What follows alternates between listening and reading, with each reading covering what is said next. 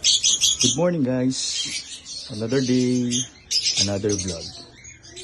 So for today's video, i-update ko kayo dun sa sisiw na tinulungan natin na lumabas sa shell, kung gaano na po siya kalaki. So check natin ngayon.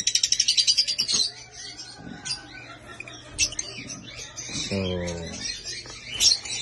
kukunin natin sa ngayon. So eto na siya. So ang breed po niya is Parblue Opadan Fallow. Ayan, malaki na. Candy Cock. Ayan, babalik na po natin. Ayan. Maraming salamat po sa panonood ng ating ibon vlog.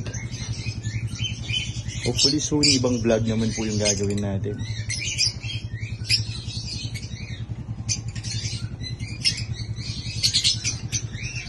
Yun lamang po, maraming salamat.